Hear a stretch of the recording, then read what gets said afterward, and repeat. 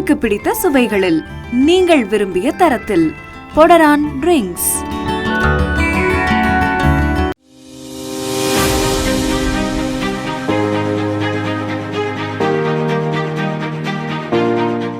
சாம்ராட் ஆன்மீக சேனல் அன்பர்களுக்கு வணக்கம். நம்மளோட சேனல்ல பழைமையான ஆலயங்கள், ஆன்மீகத்தை சார்ந்த பல விஷயங்களை பார்த்துட்டு வரோம். இன்னைக்கு நம்ம திருநீறு உருவானது எப்படி, கோயில்ல எதற்காக திருநூறு தராங்க, நம்ம பூசுறதுனால என்ன நடக்குது, அதற்கு பின்னாடி இருக்கிற ஆன்மீகத்தையும் அறிவியலையும் விரிவா பார்க்கலாங்க. திருநீரை பல பெயர்கள் கொண்டு அழைக்கிறாங்க. பசுமம், விபூதி, பசிதம், சாரம், ரட்சை. ஆன்மாக்களின் பாவங்களையெல்லாம் நீர் செய்வதால் திருநீரு பசமம்னோ, விபூதி வி மேலான, புதி ஐஸ்வர்யம், மேலான ஐஸ்வர்யம் அதாவது முக்தி பேர் அளிப்பதனாலையும், பசிதம் அறியாமையை அழியும்படி சிவநாமமாகிய சிவ தத்துவத்தை விளக்குவதால் பசிதம்னு சொல்றாங்க. சாரம் ஆன்மாக்களோட மன மாசுகளை நீக்கிறதுனால சாரம்னு அழைக்கிறாங்க. ரட்சை துன்பத்துல இருந்து ஆன்மாக்களை ரட்சிப்பதால ரட்சைன்னு சொல்றாங்க. திருநீர் உருவானதுக்கு பல காரணங்களும் வரலாறுகளும் மேற்கோள் காட்டுறாங்க. இருந்தாலுமே நம்ம சில பழமையான நூல்களை ஆராய்ஞ்சு விளக்க உரை கொடுத்திருக்கோம். பர்ணநாதன்கிற சிவபக்தன் உணவு, தண்ணீர் எல்லாத்தையும் மறந்து ஈசனை நினைத்து கடுமையா தவம் புரியறாரு. ஒரு நாள் அவருக்கு கடுமையான பசி எடுக்கவே தவம் கலந்துருது. கண்ணு திறந்து பார்த்த போது அவரை சுத்திலுமே சிங்கம், புலி, பறவைன்னு பல வன உயிர்கள் காவலா நின்றுட்டு இருக்குங்க. பசியினால அவர் முகம் வாடி இருப்பதை பார்த்த பறவைகள் அவருக்கு பழங்களை கொண்டு வந்து தராங்க. ஈசனோட கருணையே இதுக்கு காரணம்னு எண்ணி மகிழ்ச்சியோட பசி தீர சாப்பிட்டு மீண்டும் தவத்தை தொடங்குறாரு. இப்படியே பல வருஷம் போயிருச்சு. தவத்தை முடிச்சிட்டு சிவ வழிபாட தொடங்கினாரு. அப்போ ஒரு நாள் புல்ல இருக்கும்போது அவர் கையில கத்திப்பட்டு ரத்தம் சிந்த ஆரம்பிக்குது. ஒரு குழந்தைக்கு ஆபத்துன்னா எப்படி தாய் பதறுவாங்களோ அதே மாதிரி தன் பக்தர்கள் எல்லாத்தையும் குழந்தைகளா பாவிச்சு சிவபெருமான் பதறி போய் வேடன் உருவல வந்து பர்ணநாதன் கையை பிடிச்சுக்கிட்டு ரத்தம் கொட்டின இடத்துல எல்லாம் விபூதி கொட்ட ஆரம்பிக்குது. பர்ணநாதன் வந்தது வேடன் இல்ல, தான் தினமும் பூஜிச்சு வணங்குற சிவபெருமான்னு உணர்றாரு.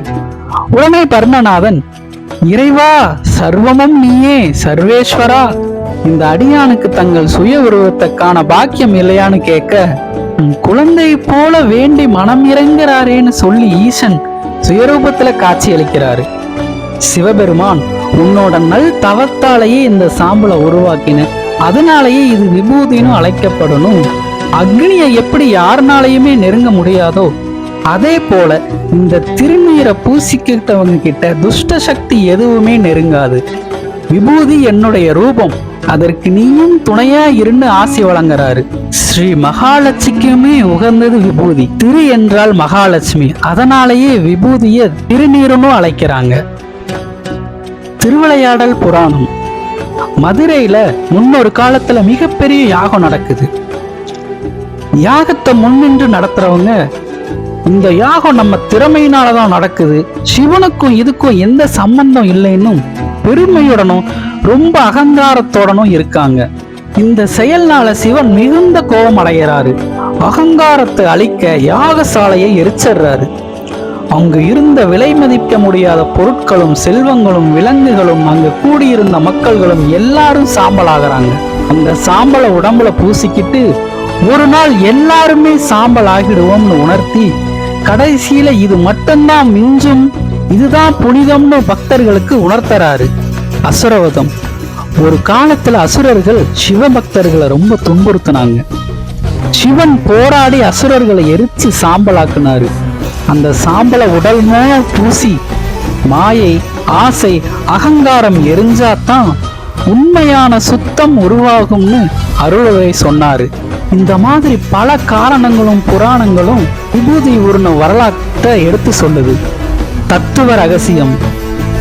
ஒரு நாள் இந்த உடம்பு நம் வாழ்கின்ற வாழ்க்கை எதுவுமே நிரந்தரம் இல்லை, எல்லாமே சாம்பலாயிடும். ஆன்மா மட்டுமே நிலைச்சு நிக்குங்கிறத உணர்த்துது.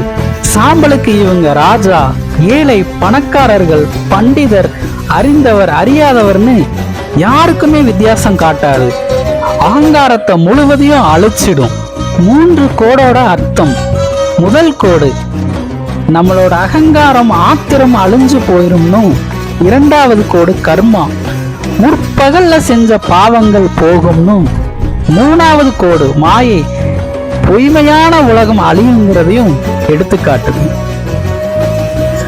அதே போல 3 குணங்களையும் குறிக்குது. சத்வ, ரஜஸ், தமஸ். சத்வ தூய்மையான அமைதி, அறிவை குறிக்குது. ரஜஸ் செயல்பாடு, இயக்கம், ஆசையை குறிப்பிடுது. 3வது குணமான தமஸ் மந்த நிலை, அறியாமை, செயலற்ற தன்மை ஆகியவற்றை குறிக்குது. சாம்பலோட உணர்வு ரொம்பவும் இலதுவா இருக்கும், காற்றுல சுலபமா கலந்துடும். அது தினமும் நமக்கு ஞாபகப்படுத்திக்கிட்டே இருக்கும். நாமும் ஒரு நாள் இப்படி காணாம காற்றோட கலைந்துருவோம்னு அகங்காரம் வேணாமனு உணர்த்திக்கிட்டே இருக்கும். கோயில்ல திருநீர் தருவதற்கான காரணம், திருநீறு பூசினால் சிவபெருமான் சேவகர்கள்னு உணர்த்தும். பாவ நிவர்த்தி, புராணப்படி திருநீறு பூசினால் பாவங்கள் குறைஞ்சு புண்ணியம் கைகூடும்னு அர்த்தம். உடல் நலத்தை மேம்படுத்தும். சாம்பல் குளிர்ச்சி தரும், வியர்வையை உறிஞ்சி கிருமிகளை தடுக்கும், உடல் வெப்பத்தை கட்டுப்படுத்தும். ஆன்மீக நிறைவு, தினமும் பூசுறதால மனம் புனிதமாகும், சிந்தனை தெளிவா இருக்கும். கோயில்ல நுழைஞ்சதுமே அதை பூசினதும் எந்த ஒரு ஆங்காரமும் கோபமும் தீய குணமும் இல்லாம முழுசா நம்மளை இறைவன் கிட்ட சமர்ப்பிச்சுக்கிட்டதா அர்த்தம். நம் வாழ்க்கையில முடிவெடுக்கிறது சிவனாதான் இருப்பாருங்கிறது பொருள். வெள்ளை நிறம், திருநீரோட வெள்ளை நிறமே தூய்மையை உணர்த்தும். சாம்பலோட குணமே இதுவே இறுதி, இதுக்கு மேல ஒன்னும் இல்லை, உருவாக்கவும் முடியாதுங்கிறது தத்துவத்தை உணர்த்தும்.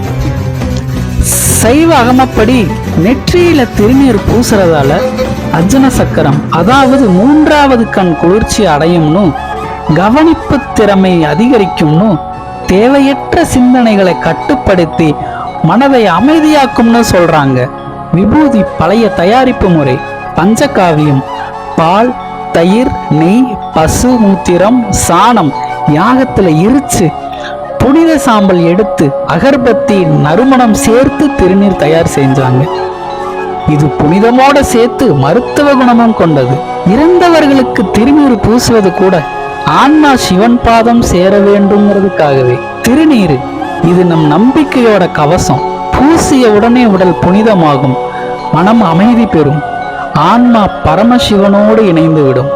நேயர்களே, இவ்வளவு நேரம் திருநீர் உருவான வரலாறும் அவற்றின் இன்றியமையாத சிறப்பம்சங்களையும் பார்த்தோம்.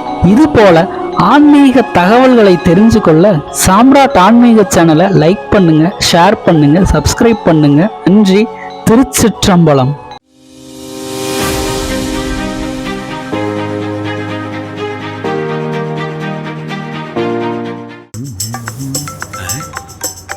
ஹலோ, லொகேஷன் வந்துட்டேன் sir.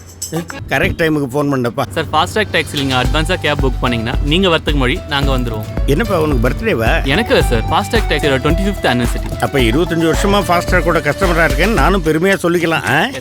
Download Fastrack taxi app now.